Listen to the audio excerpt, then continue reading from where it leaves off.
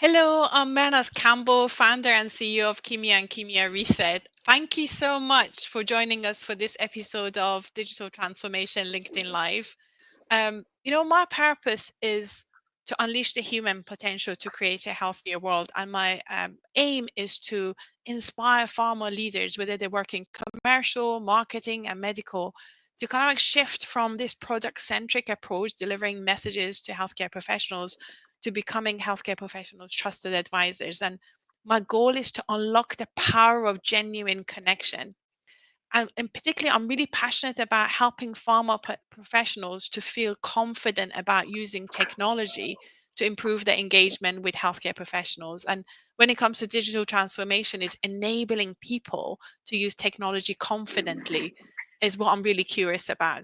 And to explore this topic, I've been interviewing inspiring pharma leaders to learn from them, but also give them a platform so they can share their perspective.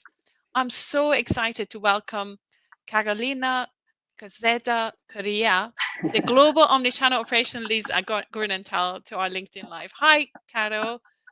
It's great to Hello, have you here. everyone. And by the way, did I say your name correctly? After the many try, yes. Almost, almost. I hope your mum's not going to tell me off for not saying Correa properly. Did I say that right? Correa, no, it's good. It's perfect. Oh, good. Maybe you say it once so we get the perfect pronunciation. It's Carolina Quezada Correa. Brilliant. Do you know, I've The got a problem with R. saying my r.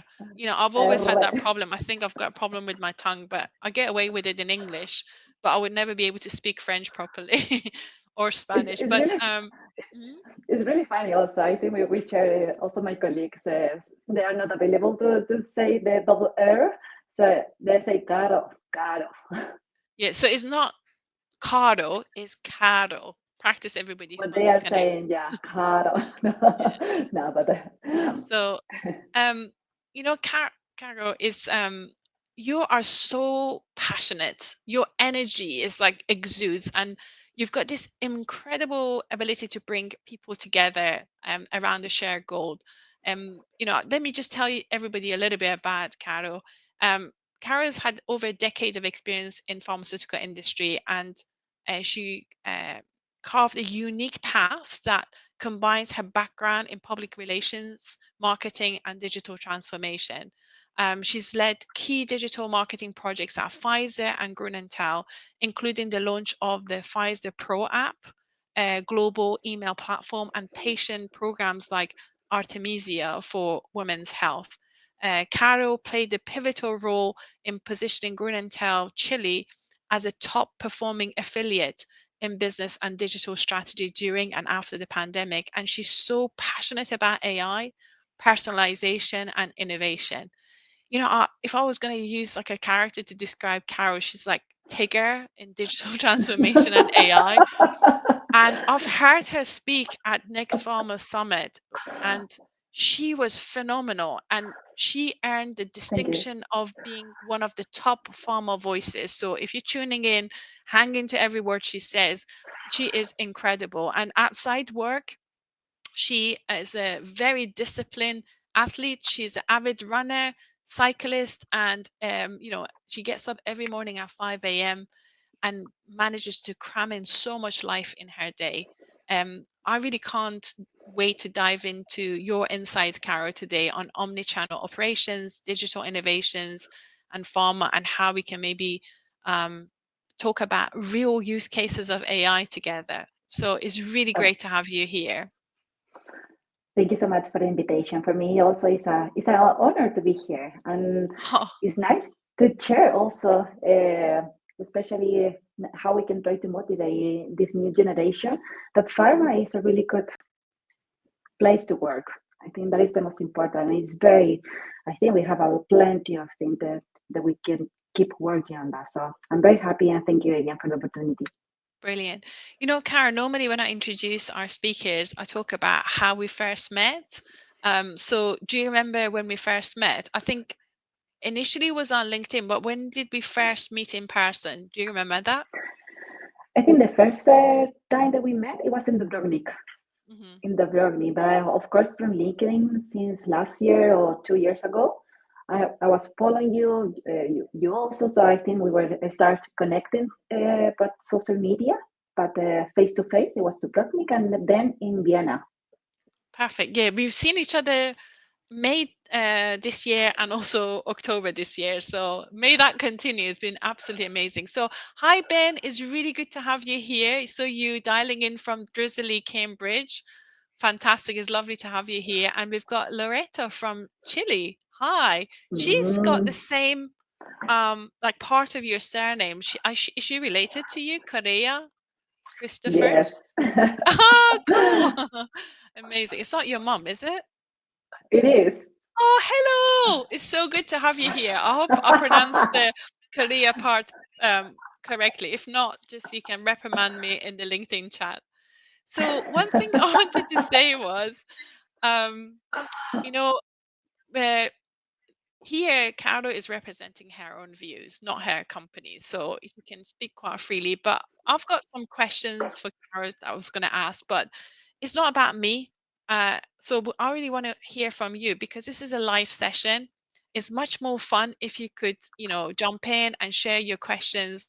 And if you have any complicated questions about digital transformation, use cases of AI, you've got an absolute expert here. So this is your chance to ask that question. And if you don't have a specific question, but you hear Cara talk about something, you really like what she said, or it resonates with you, or you want to add to it, use the chat because we really want to benefit from your insights in this. So with your input, we could make this conversation much more richer. So what I'm going to do, I'm going to kick off with one question, and then as we get questions from our audience, I can bring them into the conversation as well. So, Carol, why don't you tell me, like, you initially joined pharma industry. I'm just curious to know what made you choose. Did you kind of like plan this, or did you just happen by accident? Yeah, I think the reality was an accident. I remember that was, 10 years ago. I was working in a different area, and well, I studied public relation. I get out to the university very young, at 21. So over there, it's very hard to find the first job, especially in Chile and regarding public relation. So I jumped to the financial area, but it was good because I enrolled all my family, so they're doing now saving and all and they're regulated for the future. But it wasn't something that it was my passion. So in that moment, I was almost, I don't know, 23, and I started doing all my documentation because I said I'm gonna just go to Australia, learn English because I was single. I was just want to do something different. But I received an offer in the regulatory area. It was only for a time, like 2 months, for a project very focused on labeling, and I update some artwork. And I said, well, let's try. So when I was in the process of with the different candidates, and the candidates in the regulatory area, most of them has background as a pharmacology, so other. So I think what make the difference in that process is that the director of the regulatory in that moment, she was looking for something fresh. And she said, well, I was in Pfizer, and she said, you can learn everything, and especially in this area. So for me, after all, it was a really nice experience. One project that was only for 2 months. I stayed more of a year in the regulatory area. And for me, it was a really nice school. I learned so much, a lot of training, especially in the basic things of the regulatory. I also met different areas. So for me, it was a really nice experience and opportunity to join the pharma in the regulatory area. But it was really funny because also in that moment, nobody knew. It was pre-COVID, of course. So nobody knew, especially in Chile, nobody knew Pfizer. So when I was mentioned to everyone, oh, I got a job, I am in Pfizer. What is Pfizer? Nobody knew. It was really okay. But then I think now everybody knows the pharmaceutical, and but it was a really nice experience. That is brilliant. I think I think a lot of people want to get a fast track opportunity in their career, but I think your story is really inspiring because it just shows a lot of it's to do with the mindset. I mean, you came from background of public relations, went into regulatory, and then from regulatory to marketing. So it just shows that if you are really determined and can have the energy and drive, you can do anything. It's about the mindset, and then you can learn the skills and then use the tool set. So I remember you and I had a conversation at the airport in Vienna when we are heading back home. And I'm just curious for you to share your kind of like how your early experience in public relations, marketing, and communication shaped your approach in digital transformation. And I know there was a little bit of like hesitation from your mum in terms of is this the right path you're taking? So tell us that part of the story. I'd love for you to share that with everyone else. Yeah, and so first of all, I think it was very curious how I learned in public relation because when I was 15, I was an exchange student in Idaho. So I was traveling a lot in United States, and I met a person, an old lady, and she said, "You should study public relation."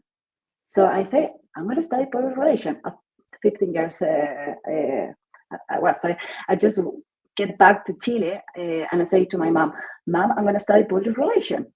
And she say, "Are you sure?" Because in that moment, public relation, first the salary wasn't very good, and also everybody got familiar public relation as a party events or in discotheque, but it wasn't more focused on the company.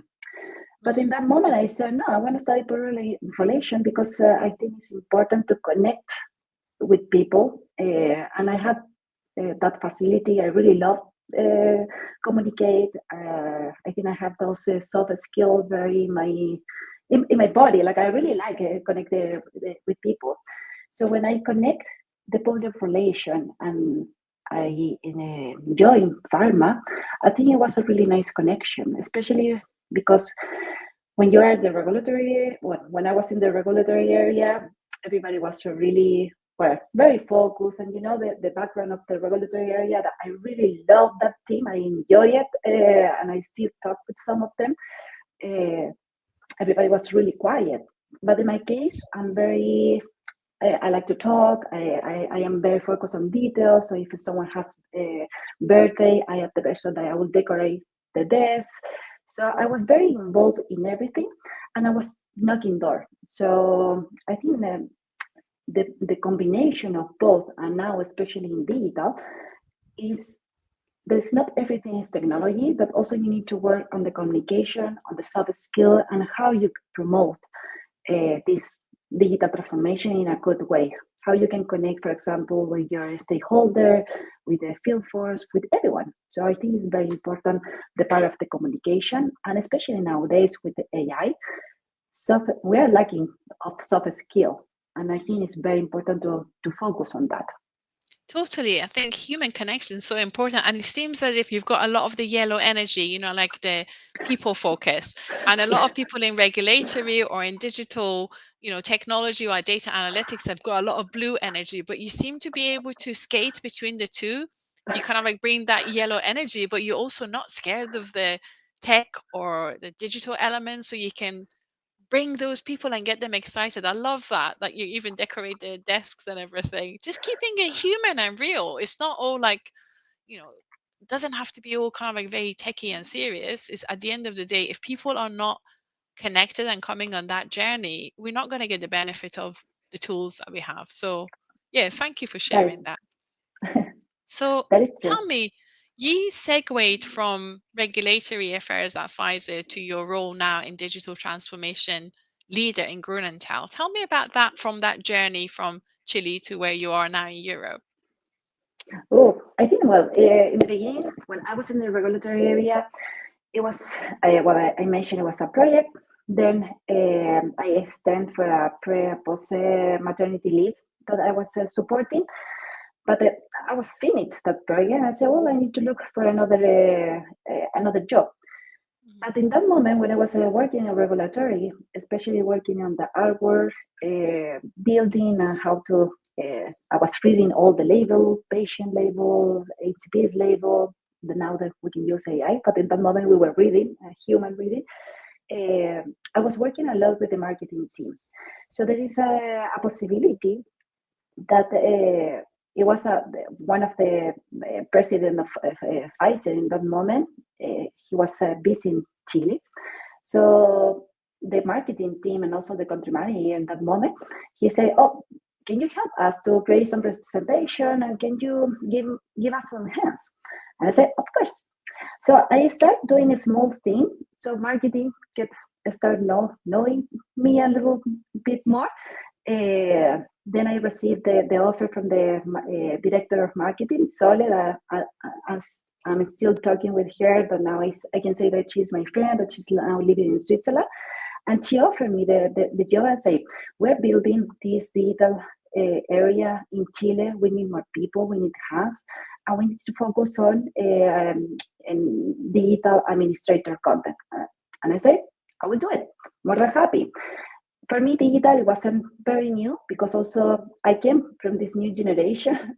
I'm 90s born, so I came with this new generation. I already had blogs or Facebook a couple of times, social media. So I knew a little bit about this digital area. And also Pfizer give us a lot of training. So for me, it was really difficult. So I start from zero. I remember 10 years ago, no, 8 years ago, nobody believed in digital. So I was working with all the marketing team, creating content, but they didn't have the time to create content. So because I had the background of regulatory, I was reading all the labeling. And based on that, I would say, okay, if I want to improve or reinforce the prescription, or I want to reinforce what does this product do, I was reading, I was building some content creation, and I start from zero. And then, I started a journey that year as a content administrator. Then I jumped to coordinator. Then it was a huge restructure in Pfizer. I was only one person leading, so I had the opportunity to stay in the company, and it was a really nice experience. Almost 5 years, 5 and a half, where we launched different things like a massive email platform. We have mainstream result. Also, we have we were recognized as the best countries to create more content, but also to deliver with a good result. I started doing some newsletter to start internal newsletter to start communicating what digital do, because I'm very eager about you need to share what you are doing, and especially nowadays, or 9 years ago, nobody believes in digital. So I was knocking door. I need to be 5-minute meeting with you, or in the business review, or in the promotional meeting. So I was trying always to be present and share what were the capabilities. So after all, I think in that moment we launched platform application from patient to improve the adherence, also application from the HCPs to improve the education and the content, and other things that we were involved. And then I received the offer from Grünenthal, where I accept to be manager or head of the digital area. And for me, it was really a game changer. First, because it was the first time that I had my boss that really knew about digital. So we were talking, and I learned so much about him. And he was also pushing me a lot. And if Ricardo see this video later, please, I have a really good memory because I learned a lot about him. And he was also always pushing us, do more. We need to create this. If we are doing some activities, we need to understand the correlation. What is the impact? What is the business impact of this digital tool? So it was a really excellent opportunity. Then in Grünenthal, also we had the opportunity, or I saw the opportunity from big pharma to middle pharma. So I think in the first year, we implemented so many things, like a web for OTC brands, for the audience, for HCPs, also the patient program to accompany the adherence on women healthcare. We were involved in the massive email platform where we deliver all the campaigns using Self-Marketing Cloud and other things. So it was a really nice experience. And also, I think that's a huge resume, but a very summary of what all the experience. But I think it was a really nice opportunity. I'm very grateful for all the people that came around. I had an amazing team when I was in Chile. Also, I'm very grateful for the team that I now here in Europe. And now I'm living in Europe since last year because I had the opportunity to join the global team. And I'm very happy. So we're here. Well, congratulations. I'm so proud of you. You're an absolute legend. And I think you're a role model for a lot of from marketeers who wants to kind of like progress in their career. I think there's a little bit of a chat going on between Loreto, your mum, and Ida Diaz Aguero, who's our customer engagement director at Kimia. I don't know what they're saying, but I think your mom's saying mucho gracias. So I don't know what Aida said because it's in Spanish and my Spanish is not that good. Maybe if it's relevant, bring it into the conversation. But if they just like exchanging greetings, then that's okay. Yes, I'm just sharing greetings. Thank you. Yeah. So Ben says, when you're engaging with your stakeholder, how do you ensure you're able to build a strategic partnership rather than just a transactional engagement? Do you want to answer that question, Caro?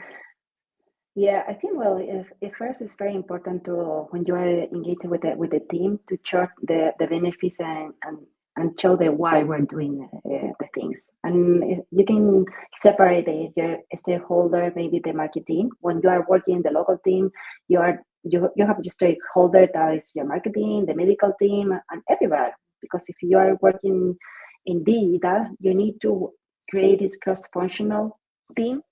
You need to have this prioritization, and the other stakeholder, a part of the physician or in the patient, depending of the pharma, is the sales team. Because if the sales team don't buy or don't go for the adoption, you're not available to do nothing. So I think it's very important to share the benefits, to work very close and share why we're doing that, and try to communicate what is our strategy. So our strategy always was, hey, we want to support you to give more visibility, for example, from something that you are not available to see, that support you to have, you can be more proactive in your daily days, but always try to share that information, especially with them.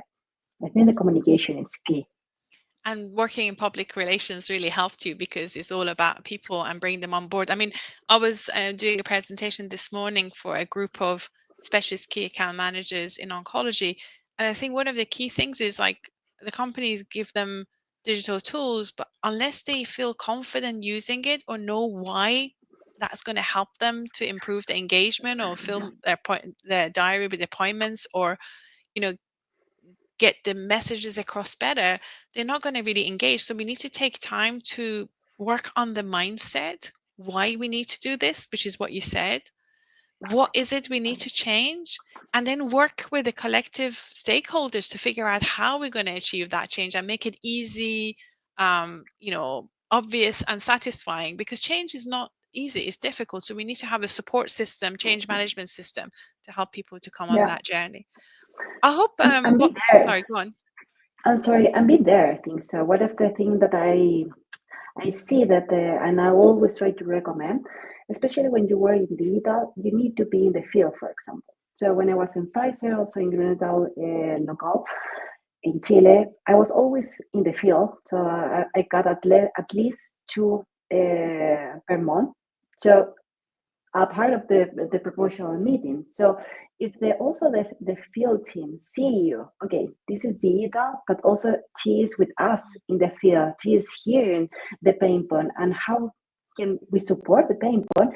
I think that is make a huge difference. I think I told you when I remember 100%. one activity in Pfizer. In that moment, we were trying to capture an e-consent. So I was accompanying all the medical dinners that we had with marketing and medical. So I was with my stand, promoted the web, and I was trying to register all the physicians that were there.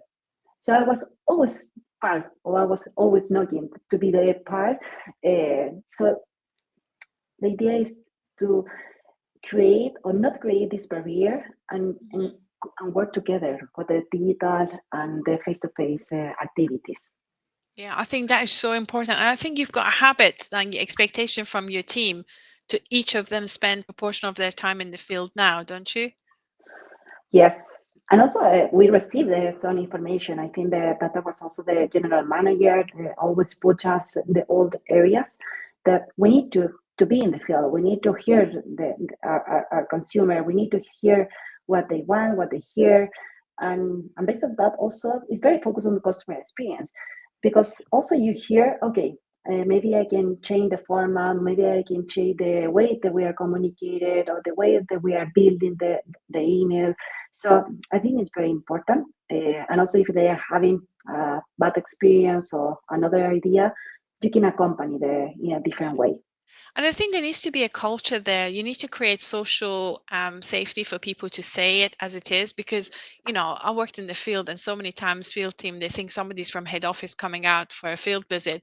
They create this perfect day. They, create these appointments, take them to see all their friends. And I think you need to create that psychological safety that the field team can actually tell you the raw and real stuff, so you can do something about it. Because otherwise, if you don't know about their pain points, won't be able to develop strategies to address it. So, as Ben said, and you reiterated, staying visible and staying relevant and real is so important. You know, Exactly. Carol, I wanted to kind of like touch on a point, because recently I was talking to a group of compliant experts in the UK, and we were talking about inspiring them to be enablers of change. And I wondered, with your background in regulatory and coming to the digital side, did that help you to make it happen? Because sometimes I think in marketing there's this perception, oh, we can't do this, medical won't approve it. And then unless we go to them early at the early stages and involve them in the process, they won't be able to help us.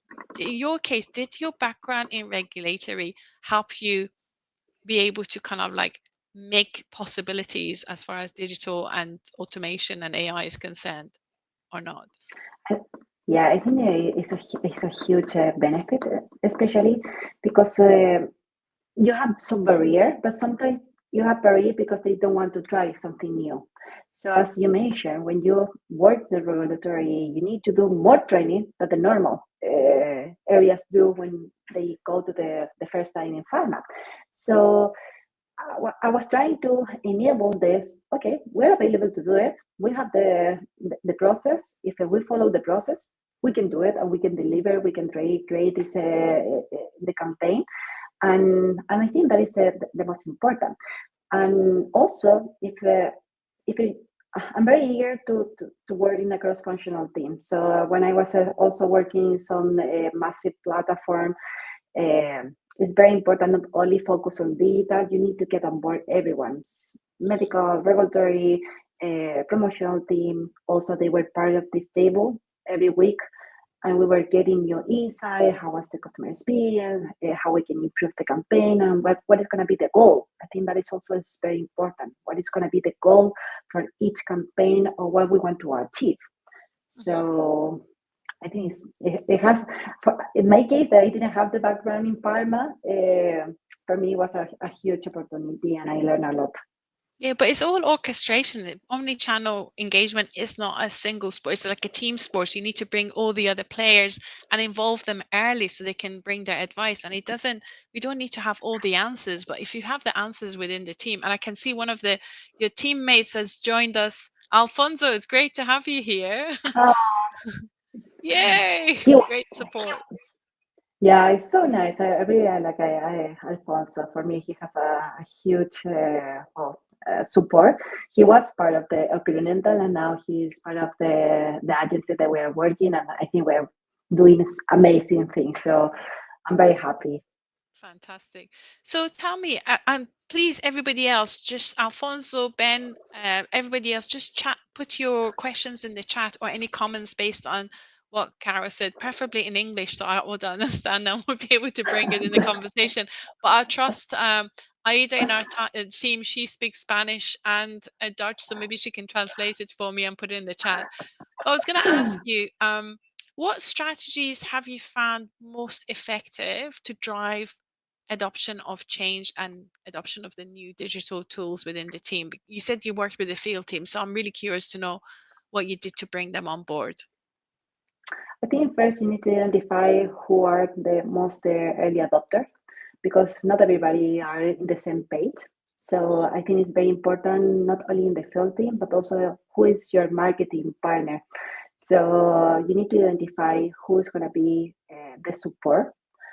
So in my case, I try to always see, okay, this is going to be the team that we are going to work. Those are more early adopters, and they can push a little bit the other teams, and that is from promotional director, from the district manager, and also from the field team. The second one, I think I already mentioned, is very important to be present. So in my case, I was knocking. I was always trying to ask if I can have time in the promotional meeting, if I can be involved, if we can share. And we start from scratch. So when you start from scratch and you share the initiative and the initiative work, I think then everything talk by itself. In this digital transformation, you need to be present. You need to be in the eyes of everything. So it's not only in the field, also with the general manager, with the different director. You need to start, keep knocking doors and share what is the add value of digital. And now with AI, you need to share what is the benefit to have this, because we don't want to be without in the train. We don't want to be a blockbuster or Kodak. We want to be on board of this digital transformation. But I think it's very important. Again, the communication, share the use case, try to maintain the why we're doing this and what is the benefit for them. And for that, you need to understand what is the business need. And based on that, you can create some use case, you can accompany, and then you can share. Brilliant. I think for me, you applying the basic marketing principles, the same we're trying to do with HCPs, but you're doing the same internally. You're identifying what the pain point is, and you're trying to figure out what's the pain point you're addressing, and everything you're doing is like based on their agenda. You helping them to do their job better, and you're utilizing your, key opinion leaders or like the early adopters to help you cascade that message. So if they see the benefit, they're going to tell their pals and their friends, and then they would bring everybody else on board. So really smart. But I think most companies think about, we have a marketing strategy externally, but internally, because we employ people, we just tell them to do and they have to do it. But it's not like that. We need to bring people on board. And as long as they understand there's something in it for them, there's a why and there's a benefit. If it's not there, they won't be able to engage. Yeah, I think you share also. I mean, if I don't remember, it was chapter 6. How you need to really involve all the team in the communication. I think that is very important, and maintain always. I think I remember now. I use case when we start using this massive email, and I say what we can do. So it was a really nice example of campaign from a physician that we didn't connect almost for 2 or 3 years, but they were prescribing a lot our product in Chile. So I said, well, let's try to understand if we should start visit them, but we're not available or we don't have the capacity to visit them to all. So we ran a campaign, a digital campaign. In that campaign, we understand that a lot of people was really interested to get more know about the product, to reinforce, and also to receive some visit. And then I said, well, we're not available, so what we can do? And we implement some target and segmentation survey to identify, okay, which we can try to prefer more, or we can or which decision we can maintain in a digital way. So all that part, it was made in a digital way. And then when we got all the result and all the information, we give to the field team, hey guys, those guys are really potential. They really want to hear about you. And we say in Chile, we give them the filete. So we give them the best part of the meat. So all the process to find new doctor, to knock door, they just skip it and they go directly to the physician they want to hear about that. So they saw the benefit. Of course, we have a lot of learning, maybe improve nowadays. We were available to improve the time for be more efficiency, but at least we try. And I think that is the most important. Just tell me, I've got a question in terms of like pull push marketing. You know, we tend to in pharma tend to do push marketing, but did you have any element of pull so they could come to you? And if there was, could you explain what you did to do pull marketing? See, well, pull marketing, we have been working in well, especially I think the pull is more when they are receiving the information in the field, when we get the information in the platform. So I think nowadays with the technology, you are available to really create a journey with push and pull. And based on the behavior, you're available to identify which content you can keep improving or delivering in the right time. So nowadays, I think with the technology, we are really available to create this push and pull, and especially to reinforce the engagement level. So I have plenty of use cases about that, Perfect. especially nowadays. So we can talk if you want. Yeah. There's a question here on LinkedIn. It says, it's great to see companies of the size and complexity as Roche getting serious about rethinking the customer approach. I don't know, we not mentioned Roche here, so I don't know whether there's a misunderstanding, but they say how best to deliver what HCPs and decision makers value. Do you want to address the second part of the question? It was, sorry? How best to deliver? How best to deliver what HCPs and decision makers value? I think the person who wrote this, I'm not sure, because it says LinkedIn user. I don't know who that is, anonymous, but you worked for Pfizer and you worked for Grünenthal. So just replace Roche with Grünenthal and maybe answer the question based on Grünenthal, because you can't comment on Roche, can you? Yeah, I think you need to be very focused on the customer centrics and try to improve the experience of the HCPs. Nowadays, especially in Grünenthal, we're working with an integrated platform. So our ecosystem is very full connected, and also we are implementing the unification of data. So when you have this unification of data, you are available to react in real time what they really want, and here also. So I think it's important nowadays, very focused on what we mentioned in the previous webinar.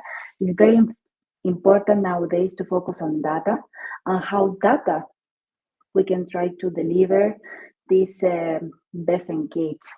I think nowadays we are in an exciting time that we can really improve the experience. We can identify which are the behavior, which is the historical, and based on that, you can create a personalized experience for each HCPs. So I think it's very important nowadays. Yeah, I love you touching on customer experience, because at the end of the day, all our purchasing decisions is a combination of logic with a huge dose of emotion. And the emotion is very much linked to our experience of working with that company. You talk about you're very passionate about customer experience through relevant and personalized content interactions. Could you share some insights on how to best achieve that customer experience, a positive customer experience, please? See, I think nowadays, first it's very important to understand the experience in each touch point. So in our case, we have been implementing different use cases where we try to identify which are the silos, also when we are getting more, or where we are getting more data or not, where we are understanding the behavior of the physician. If we are launching a webinar and they reply with that they didn't like the webinar in the previous or I don't know, 5 years ago, what was the process? You need to download the data, all the information from the webinar, the capture it, and send via Excel to the via spread to the HCPs and also with the field force. And the process was long. Nowadays, with the technology, you are able to first, for example, analyze the sentiment in open text. That the Italian team are doing amazing pilot that now is getting business as usual with the support of our agency. So it's very cool. But you're able to identify in the real time, okay, your physician has a good experience, has a bad experience. How can we close the loop? And when you are doing this in real time, it's amazing.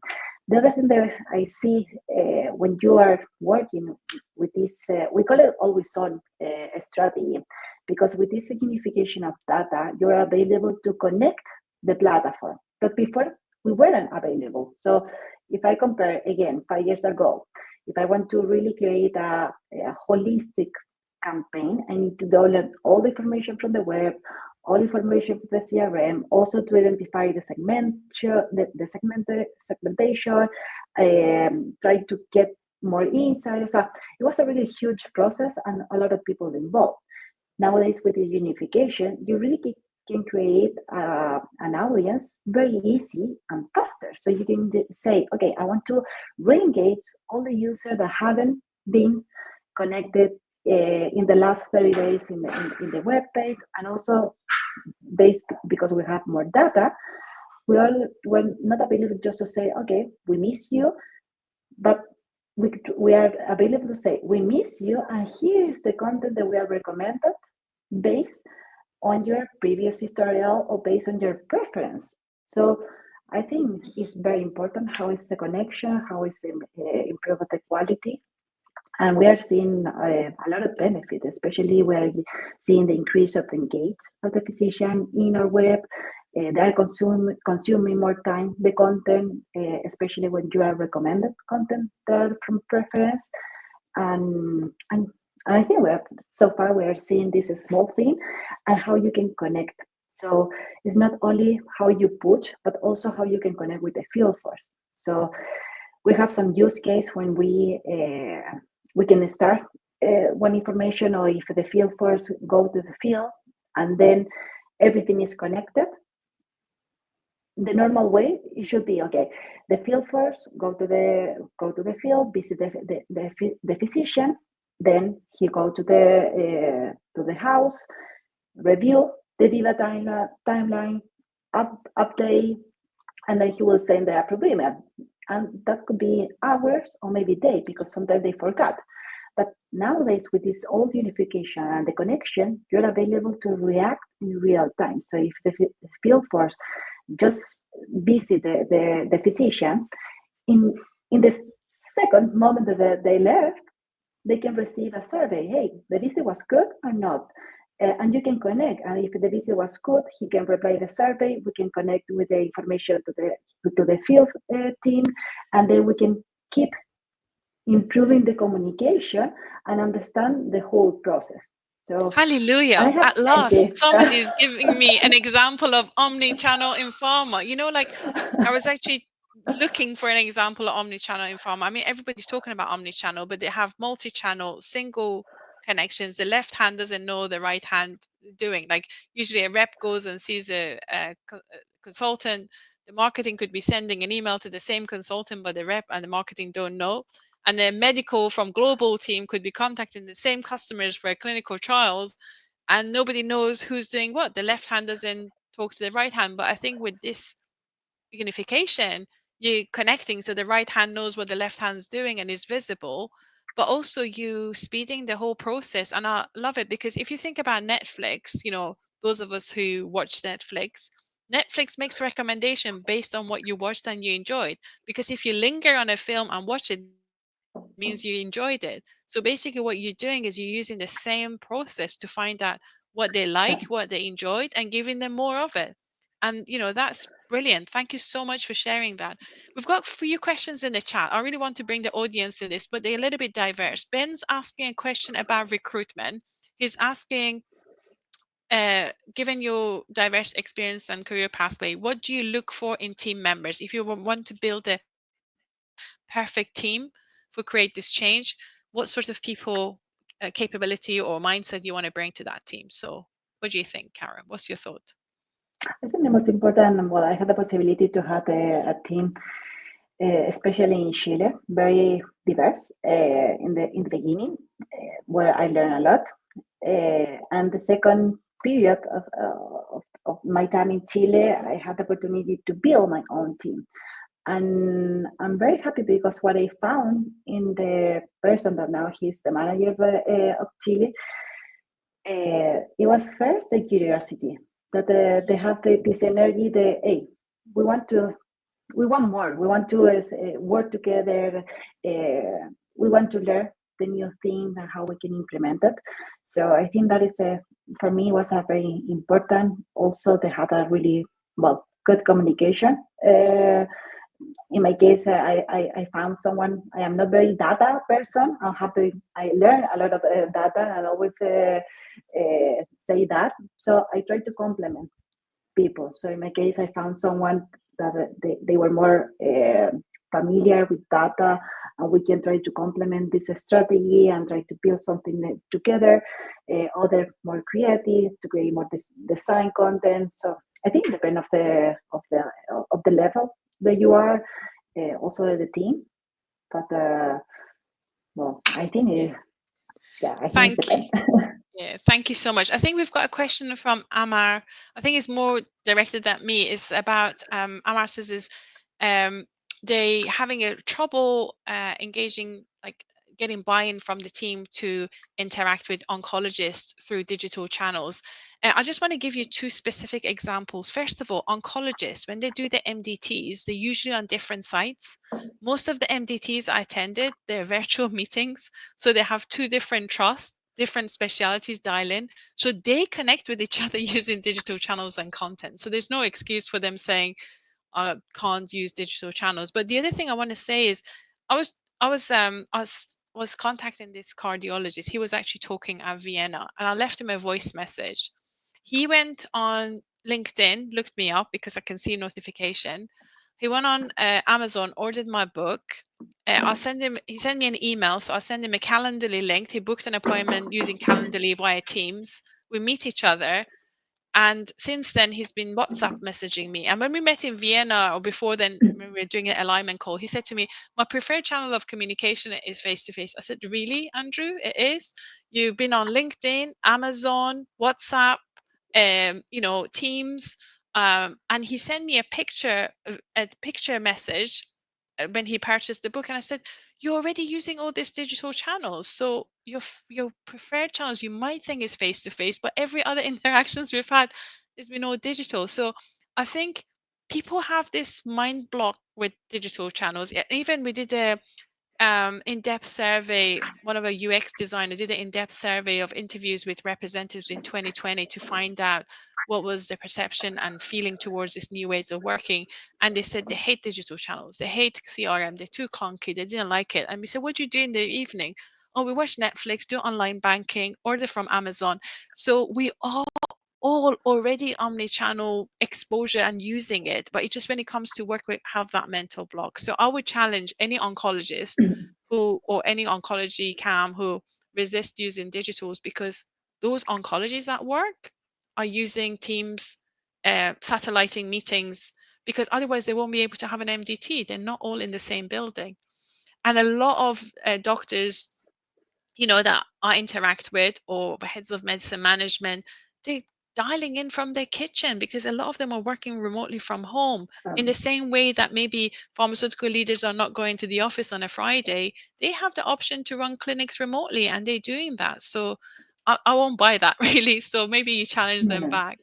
And then you've got another comment. Let me see. I think we need also. I think it's not only for the oncology physician. I think also it's a barrier that are internally. Sometimes we put, oh no, my physician will not. They're not going to be available to receive digital communication. But then when we try and when we see the result, and we say, okay, you say they didn't want to receive any digital communication, but you have an amazing KPI of open rate, of pick to rate. So it's only an excuse. So just I want to put an example with the LATAM team that we were working very closely this year to relaunch this digital initiative because they were really sometimes maybe a little scared to use it.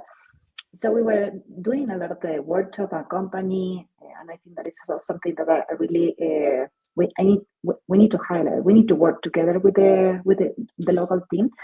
So in my case, I have been working very close with them. Last week also we made again a small training. Okay, this is our ecosystem. These are the possibility. Those are the use cases that we are available to do with this ecosystem. And today, before this webinar, I had the meeting where they were showing me which was the Omnichannel campaign that they built for next year. And it was so amazing. And I say, okay, now I can say that I'm very happy. I'm going to just finish this year with those amazing results because they share, they block or they cut this barrier because now they are trying and now they know more a little bit about this digital ecosystem, and now they're doing this amazing thing. So I think it's something that you need to try. You need to, if you made some mistake, well, learn from the mistake and try it again. And I'm going to say that I'm so happy that I saw some those campaign nowadays. Yeah, I guess you touch on like getting out of our comfort zone. I mean, how often do we get ourselves out of comfort zone? And I think, I feel sales professionals, they're like athletes. You keep need to practice the basic drills. Like if you think of Cristiano Ronaldo or Erling Holland, they don't kind of like sit there and put their feet up and smoke cigars thinking I'm the best footballer. They go to the gym, they take the high protein diet, they have their naps, they have their nutrition, they have their routines. And I think in sales, we need to transition and evolve with the new ways of working because the HCP's preferences has changed. They're not going back to how things were before the pandemic. So unless we change and use the channels they prefer with the relevant content, we won't be able to engage them. They're just going to run away. And I think it's so much easier for them to disengage in this fast-paced way of working because the pressure on them is huge. I think there's an element of culture, like in Spain or Southern Europe, there's still more opportunities for face-to-face. But in countries like UK, that is getting tougher to have engagement.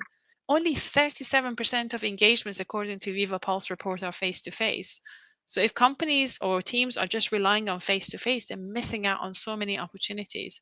And I think we've got a duty of responsibility. If we bring novel medicines to market and nobody knows about it, what's the point? Medical No. and marketing team have a moral responsibility to make sure HCPs know about it. Otherwise, patients won't be able to benefit from this to prolong their life or improve the quality of their life. So I think it's our job to make sure we reach them with relevant content. And and I think that what you mentioned is very important, especially I also had the opportunity to see in the field that sometimes when you go to this face-to-face visit, if some physicians, they don't have the whole time. So sometimes they are visit only for 5 minutes. So here is what the digital channel are crucial because they can complement the visit. We're not saying that it's not important. They're crucial, the face-to-face. But how you complement with the digital activities to really create this quality customer journey, I think that is the, the game change that we need to start doing nowadays. Yeah, I totally agree with you. I think, I joined the pharma industry in 1992. And that day, those days, everything was face to face. You go and see somebody, they ask you something, you have to wait few weeks before you go back and see them. But now with digital, you see them, they ask for something, you could immediately respond and tag in other team members, MedInfo, you know, marketing to make sure you provide the information like market access people, budget impact model. And you find they can make decisions so much quicker and they can tag in the other key stakeholders within the ecosystem to make that decision. So we shouldn't be waiting to create a good customer experience. If you think about your own experience, if you went to a shop and ordered something and you had to wait 6 weeks for them to hand Oh, deliver it, you would never go back to that shop, would you? You want No, immediate I response. will You want to forget. have the answers there, right? Yeah.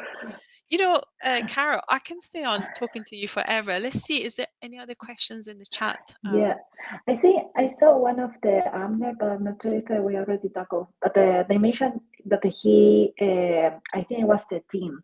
At least the team there of oncology, they are not available to try this digital thing. So I think what I remember when I was in Pfizer, I do something similar. We learned first, and we use a lot of digital tools in established brand, and then I think 2 years after that land, we start implementing the oncology. And what we made, it was first try to share some insight from the field team, how they are using, what was the benefit, also some results.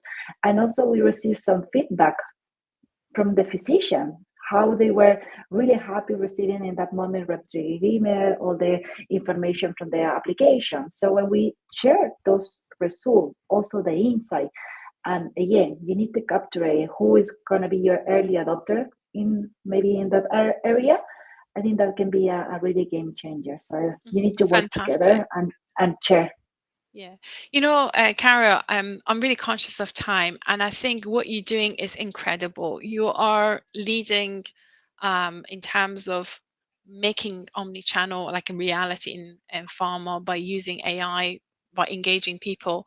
I think a lot of people listening probably want to replicate what you're doing. So can you maybe share one or two things that you advise others to do so they can actually have immediate impact in what they're doing? What would be your advice to them?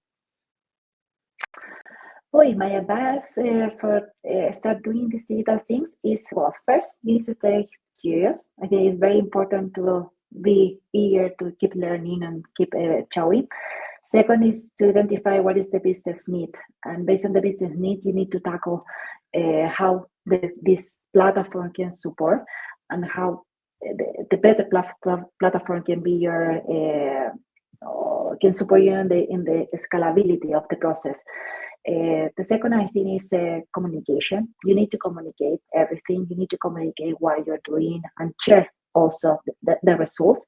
As we mentioned before, maybe sometimes we're gonna have some mistake, but at least we're learning. And I think that is the nice thing of digital, that you have this real time that you can improve immediately. So I think that is important.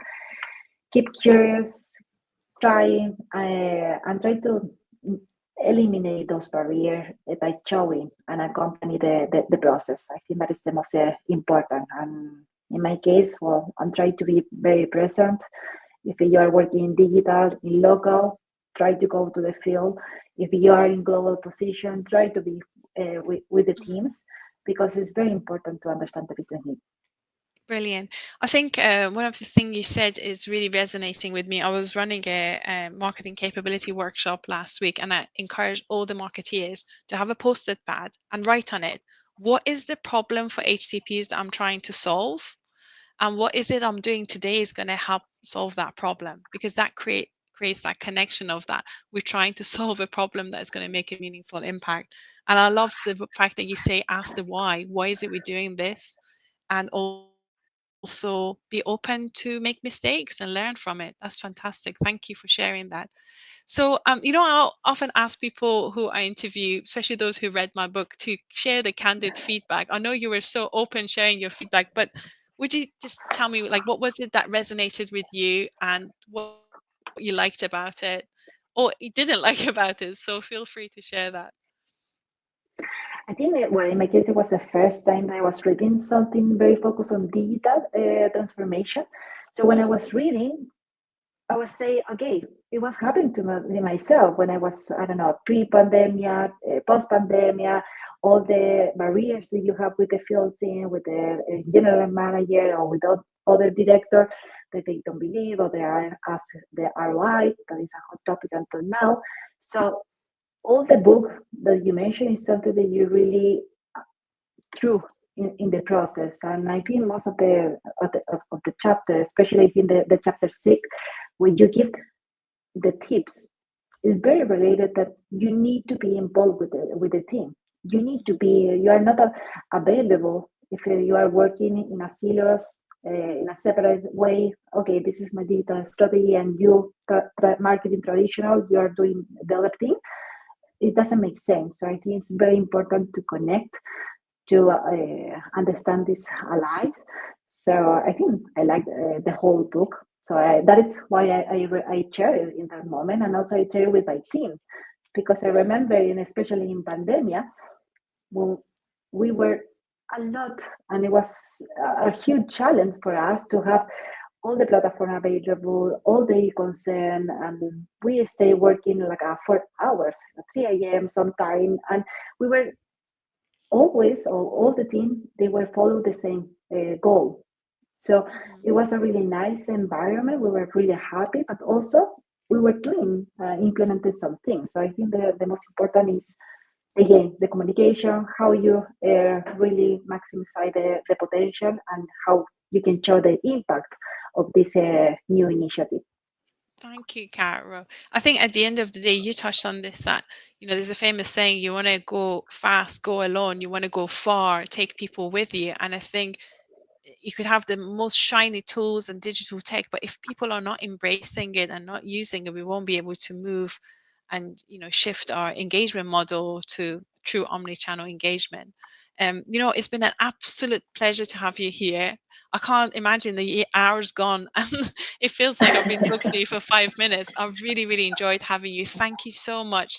Thank you so much to our audience for joining in and enriching this conversation with your questions and your contributions. And I just want to thank you. This is our last episode this year. And I hope everybody's taken value from Caro's wisdom and contribution. Feel free to connect with Caro. Feel free to connect with me. If you read my book, want to share your feedback, please do. I would love to hear from you. But I think when we talk about this digital transformation and technology, I just want to remind you, it's not about technology. It's not about omnichannel. This is about having meaningful engagement with healthcare professionals and ensuring they know about the novel treatments so they can have that as part of the solutions they're offering to their patients. ACPs are not interested in medicines, they're looking for solutions to help their patients. And I think we've got the power within us to do something so much bigger than ourselves together, to use digital channels and content to be relevant and provide them with that information, because ultimately everything we do is about meaningful engagement, so in turn Yeah. they can have a positive impact in creating a healthier world. So thank you so much to you. Thank you to you, Caro, and look forward to connecting with you next year. Thank you so much, and thank you for the invitation. It was a really honor to be here. Oh, you are such a gem. I'm so proud of everything you've done, and I'll be watching what you do with a huge interest, because I think you're an absolute gem. And as I said, I'll see you like a digital Tigger. You really make things happen, and a very inspiring lady. Thank you for joining us. Bye, Thank you for the everyone. feedback. Bye.